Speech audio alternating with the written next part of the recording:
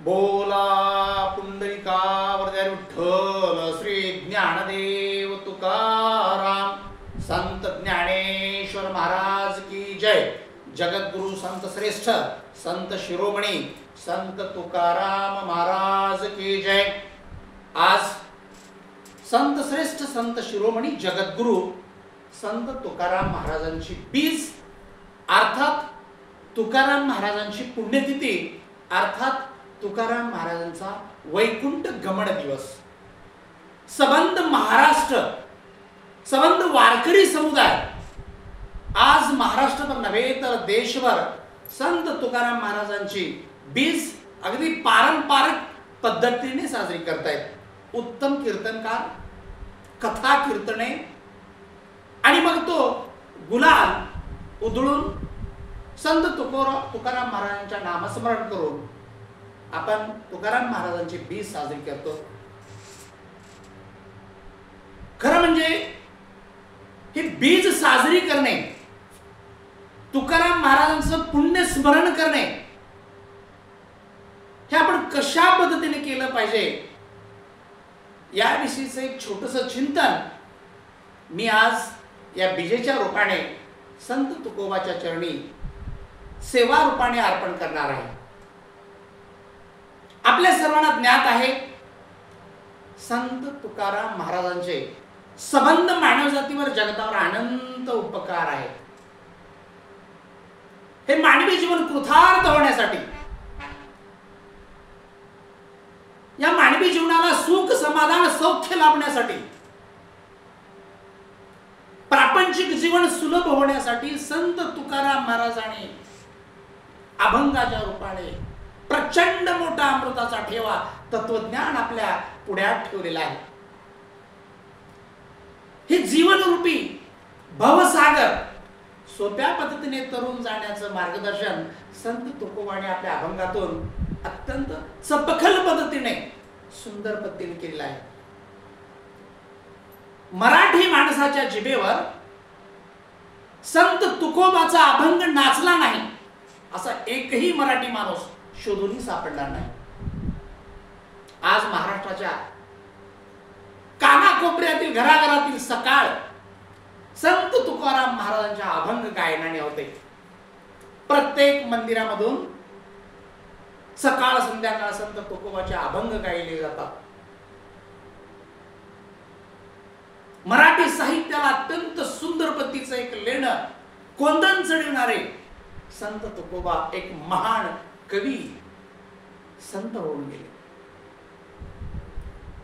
या महान अशा संतांची पुण्यतिथी, संतांची 20 आपण कशी साजरी करावी याबाबतचं एक छोटं चिंतन मी आपल्या समोर मांडणार आहे। केवळ पारंपरिक पद्धतीने एखाद्या प्रासंगिक कार्यक्रमाचं औचित्य साधून, एखाद्या कार्यक्रमाचं आयोजन करून कथा कीर्तने करणे म्हणजे संत तुकोबाची 20 नव्हे। कवी श्रेष्ठ कुसुमाग्रज स्वातंत्र्याची विनवणी या कवितेमध्ये असं म्हणतात, बोथड पुतळे पतापतावर ही थोरांची विटंबना, कणवर त्यांचा मार्ग अनुसरा, वांज गोडवे गाऊ नका। महाराज बोलवायचं, कथा ठेवायची, श्रवण करायचं, नमस्कार करायचा आणि निघून जायचं। एवढ्यानेच आपल्याला तुकाराम महाराजांची 20 आपण साजरी करत आहोत असं म्हणून सुटता येणार नाही। मग काय करावं लागेल म्हणजे आपल्याला तुकाराम महाराजांची 20 किंवा तुकाराम महाराजांनी दाखवलेला जो मार्ग त्या मार्गावर मार्गक्रमण करतात असं वाटेल। यासाठी मी मुद्दाम करून संत तुकाराम महाराजांच्या प्रतिमेसमोर मी त्यांनी अभ्यासलेल्या, त्यांनी निर्माण केलेल्या काही श्रेष्ठ अशा ग्रंथाचं पूजन ठेवलेलं आहे। आपल्या सर्वांना ज्ञात आहे संत तुकाराम महाराज ओळखले जातात ते त्यांच्या या गाथेमधून गाथा रूपाने ते जगतामध्ये अजरामर आहे. संत तुकाराम महाराजचे अभंग, अभंग ज्याचा कधीही क्षय होणार नाही, ज्याचा कधीही भंग होणार नाही ते अभंग. काय खजिना, काय सौंदर्य, काय तत्वज्ञान, काय साहित्य, त्याची कल्पनाच करवली नाही. अगदी प्रपंचामधला, या जगतामधला कोणताही असा विषय, कोणतीही अशी समस्या आणि कोणतीही अशी घटना तो बाब नाही ज्यावर तुकाराम महाराजांनी अभंगातून प्रकाश टाकलेला नाही. अभंगाची गोडी, अभंगाचा अर्थ आणि अभंगाचे सौंदर्य काय वर्णन करावे, किती गाऊ आणि किती सेवू, अशा प्रकारची जीवाची अवस्था संत तुकाराम महाराजांच्या अभंगातून होते. मला सांगायचे, केवळ एका दिवसाचा कीर्तनकार आणून किंवा व्याख्याता बोलून बीजाच्या दिवशी संत तुकाराम महाराजांचा उदो केल्याने आपल्याला बीज साजरी करतात असं म्हणता येणार नाही. तर आपल्या सर्व महाराष्ट्रीयन लोकांच्या, मराठी माणसाच्या घराघरातून तुकोबाच्या अभंगाचं चिंतन, मनन, अध्ययन आणि आचरण झालं पाहिजे. आपल्या जिभेवर, आपल्या चिंतनात, आपल्या दररोजच्या वर्तनात संत तुकोबाच्या अभंगाचं आचरण व्हायला हवं. तरच हे जीवन कृतार्थ होतं, यथार्थ होतं, सफल होतं, आनंददायी होतं. म्हणून या बीजेच्या निमित्ताने एक विनंती करणार आहे माझ्या मराठी वाचक मायबापांनो, तुकाराम महाराजांनी एवढा प्रचंड मोठा अमृताचा ठेवा आपल्या पुढ्यात उपलब्ध करून दिलेला आहे. आपण तो नित्याने सेवन करावा, या अभंगाचं आपण चिंतन करावं आणि या अभंगात दिलेल्या तत्वज्ञानाचं आपण आचरण करावं. तरच आपलं जीवन कृतार्थ होईल, तरच आपण जीवन यशस्वीरित्या पार करून जाऊ शकू. संत तुकाराम महाराजांनी हे सारा अमृत ठेवा मंथन करून काढण्यासाठी ज्या ग्रंथाचा अभ्यास अत्यंत निवांत एकांतात केला, अशा अनेक ग्रंथ मी आपल्याला दाखवतोय. सर्व जगाला ज्ञात असलेली, सर्व ग्रंथाची जननी असलेली ही ज्ञानेश्वरी आहे. संत तुकाराम महाराजांनी ज्ञानेश्वरी आपल्या हृदयाला कवटाळून अभ्यास केला. तुका म्हणे ज्ञानेश्वरा राखा पायापैकी करा. एवढं दास्यत्व संत तुकाराम महाराजांनी संत श्रेष्ठ ज्ञानेश्वरांच्या पायी लीन होऊन स्वीकारलं. एवढी विद्वत्ता आणि एवढा विनय तुकाराम महाराज ज्ञानेश्वराबाबत व्यक्त करतात. ही ज्ञानेश्वरी आपल्या घराघरातून आपल्या मुलाबाळाने, तरुणाने, युवकाने, अभ्यासकाने अभ्यासली पाहिजे. ज्ञानेश्वरीच्या बाबतीत ज्ञानेश्वरीचं काय महात्म्य वर्णन करावं, शब्दच अपुरे. काय या ग्रंथाचा महिमा वर्णावा. जे उपनिषदाचे सार, सर्व शास्त्राचे माहेर, परमहंसी सरोवर सेविजेचे, सर्व शास्त्रांचा उगम ज्ञानेश्वरीतून होतो. सर्व साधू संत महंत तपस्वी यांना विहार करण्याचे सरोवर आहे. सर्व उपनिषदाचं सार आहे ही ज्ञानेश्वरी. ज्ञानेश्वरी या शब्दाचं जर वैभव पाहिजे असेल, या शब्दाचं सामर्थ्य काय आहे तर एका शब्दाचं अनुभवायचं असेल, जैसे बिंब जरी बचिके एवढे प्री प्रकाशाशी त्रिलोक्य तोकडे, तेने शब्दाची व्याप्ती पाडे अनुभव. एवढं सामर्थ्य आहे या प्रत्येक शब्दाला. एखाद्याला जर आपल्या बुद्धीचं वैभव पाहायचं असेल, बुद्धीचा कस लावायचा असेल, तर ज्ञानेश्वरीचा अभ्यास करावा, ज्ञानेश्वरी पाहावी. नामदेव महाराजांनी सांगितलं ज्ञानेश्वरीचं महात्म्य. नामा म्हणे ग्रंथ श्रेष्ठ ज्ञानदेवी, एक तरी ओवी अनुभवावी. मला या संत तुकाराम महाराजांच्या बीजेच्या रूपाने आपल्याला सांगायचे ही ज्ञानेश्वरी आहे, हिला आपल्याला हृदयाला कवटाळता आलं पाहिजे, हिच्यावर प्रेम करता आलं पाहिजे. संत ज्ञानेश्वरांनी अमृताचा ठेवा आपल्यासाठी जो उपलब्ध करून दिलेला आहे, आपल्या माय मराठीमध्ये मातृभाषेमध्ये हे अमृत पान आपल्यासाठी मोकळं केलेलं आहे. त्याचा ठेवा आपल्या घराघरातील लोकांनी सेवन करावा, नित्याने चिंतन करावं, एक तरी ओवी अनुभवावी, आचरून पाहावी, तरच आपण संत तुकाराम महाराजांचे बीज किंवा संतांचे विचार पुढे चालवतात असं म्हणता येईल. यानंतरचा मी दुसरा ग्रंथ ठेवलेला आहे तो एकनाथ महाराजांचं भागवत आहे. आपल्या सर्वांना ज्ञात आहे, शांती ब्रह्म पैठण निवासी संत एकनाथ महाराज साक्षात वैराग्याची मूर्ती. नाथांना राग यावा म्हणून समाजकंटकाने त्यावेळी अनेक उपद्व्याप केले.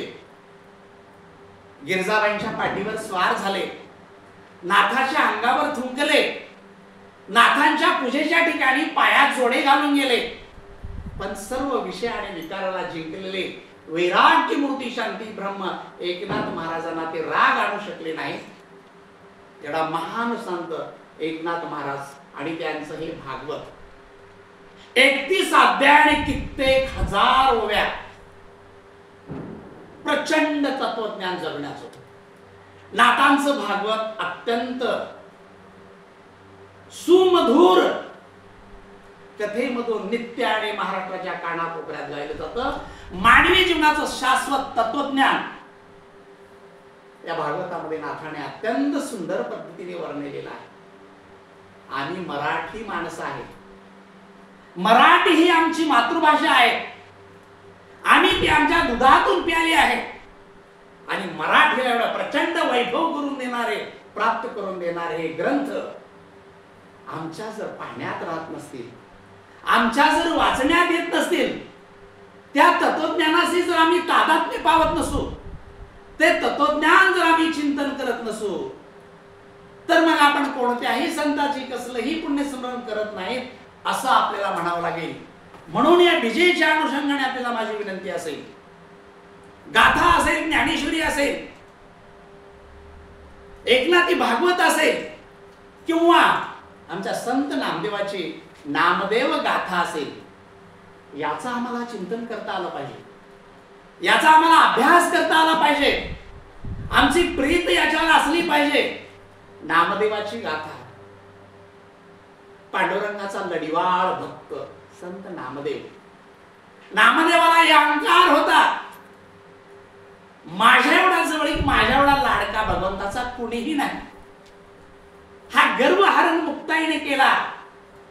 अखंड जयाला देवाचा शेजार, कार्य अहंकार नाही केला. मुक्ताई सुंदर नामदेवाच्या अभंग आहे. काय वर्णन करावे नामदेवाच्या अभंगाचं? निश्चय पाहुणी उपजली दया, स्वामी देवराया पांडुरंग, शारदेशी सांगे भीमातिरी हरी, बैस जिदेवरी नामयाच्या, लाडका लढिवाळ नामा मज ताना, तयाला मजली न कोण आहे, मजवरी त्याचे फार असे उपकार, होईन उत्तीर्ण एवढ्याने, नामा म्हणे हाती बांधुनी वया, बैस लिहा वया पांडुरंगा. साक्षात पांडुरंग ज्याच्या प्रत्येक कृतीमध्ये नामाला मदत करतो, तो संत नामदेव आणि संत नामदेवाची गाथा काय सुंदर अभंग आहे. संजीवन समाधी, ज्ञानेश्वराच्या संजीवन समाधीचं वर्णन असेल, गोकुळामधल्या गोपिकेला कृष्णाचा विरह असेल, आणखी कित्येक सुंदर सुंदर असं तत्वज्ञान जीवनाचं नामदेव महाराजांनी या गाथेमधून वर्णन केलेलं आहे. ही गाथा आमच्या पुढ्यात आहे. आम्हाला जर ती कळत नसेल, आम्हाला जर आठवत नसेल, आम्हाला जर पाहावं वाटत नसेल, तर आम्ही कोणत्याही संतांची पुण्यतिथी आवता बीज करतो असं आम्हाला अभिमानाने मोठेपणाने सांगता येणार नाही. म्हणून मी मुद्दाम आठवण करून देतोय.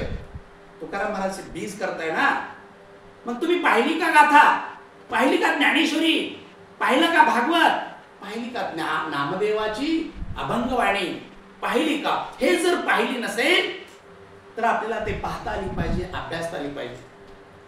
दोन्ही महान अशा संतांचं चरित्र आपल्याला अभ्यासता आलं पाहिजे. संत ज्ञानेश्वराचं चरित्र गोणी दांडेकरांनी मोगरा फुलला या ग्रंथातून अत्यंत सुंदर पद्धतीने वर्णन केलेलं आहे. गोणी दांडेकर, गोपाळ निळकंठ दांडेकर, मोगरा फुलला, ज्ञानेश्वरांनी सुचलेल्या हा लापेष्ठाळ, ते सार सार वर्णन यथार्थ पद्धतीने ज्ञानेश्वरी चरित्र याच मोगरा फुलला ग्रंथातून गोणी दांडेकरांनी वर्णन केलेलं आहे. याच ग्रंथाच्या आधारे टीव्ही मध्ये अनेक सिरियलची निर्मिती झालेली आहे. हे चरित्र आपल्याला अभ्यासता आलं पाहिजे. संत तुकाराम महाराजांचं चरित्र गोणी दांडेकरांनी तुका आकाशा एवढा या ग्रंथातून उत्तम पद्धतीने वर्णन केलेलं आहे. हेही आपल्याला अभ्यासता आलं पाहिजे. याचं तत्वज्ञान आपल्याला पाहता आलं पाहिजे. संत तुकाराम महाराजच्या निवडक अशा अभंगाचं विविध प्रकरणात वर्गीकरण गाथा दर्शन या पुस्तकातून करण्यात आलेलं आहे. हेही त्रोटक रूपाने आपल्याला अभ्यासता आलं पाहिजे. नेमकेपणाने कोणत्या विषयाचे अभंग कोणते आहेत, आपल्याला चपकल पद्धतीने कुठल्या विषयाला हात घालताना एखाद्या अभंगाची आपल्याला गरज आहे, तो अभंग अलगद पत्ते आपल्या पुढ्या त्या पुस्तकातून प्राप्त होऊ शकतो. जेव्हा केव्हा आपण या संत साहित्याचा समग्र पद्धतीने अभ्यास करू, त्या संत साहित्यावर चिंतन करू, त्या संत साहित्यात दिलेलं तत्वज्ञान आपण अंगीकारू, तेव्हाच आपल्याला असं म्हणता येईल की त्या आम्ही संतांचं पुण्यस्मरण करतो आहोत, त्या संतांचे आम्ही बीज करत आहोत. म्हणून या अत्यंत पुण्यमय दिनी संत तुकाराम महाराजांच्या बीजोत्सवाच्या निमित्ताने संबंध मराठी वाचक मायबापांना, संत परंपरेतील अभ्यासक जीवांना माझी विनंती आहे. संत तुकाराम महाराजांचा असेल, संत ज्ञानेश्वराचा असेल, संत नाथ बाबांचा असेल किंवा संत नामदेवाचा असेल, जेव्हा जेव्हा आपण यांचे पुण्यस्मरण करू, बीज करू, संजीवन समाधी सोहळे साजरे करू, तेव्हा अशा सर्व संत साहित्याचा आम्हाला अभ्यास करता आला पाहिजे, चिंतन करता आलं पाहिजे आणि त्यांनी सांगितलेलं तत्वज्ञान आमच्या सर्व जीवाच्या जीवनात आचरता आलं पाहिजे. तरच आम्ही त्यांची बीज करता आहोत, त्याचं पुण्यस्मरण करता आहोत असं आपल्याला म्हणता येईल. ही एक मनात वापलेली चिंतलेली सेवा आज संत तुकोबा चरणी आणि आपल्या सर्वांच्या चरणी अर्पण करून थांबतो. बोला पुंडलिकावर विठ्ठल, श्री ज्ञानदेव तुकाराम संत ज्ञानेश्वर महाराज की जय. जगद्गुरु संत श्रेष्ठ संत शिरोमणी संत तुकाराम महाराज की जय.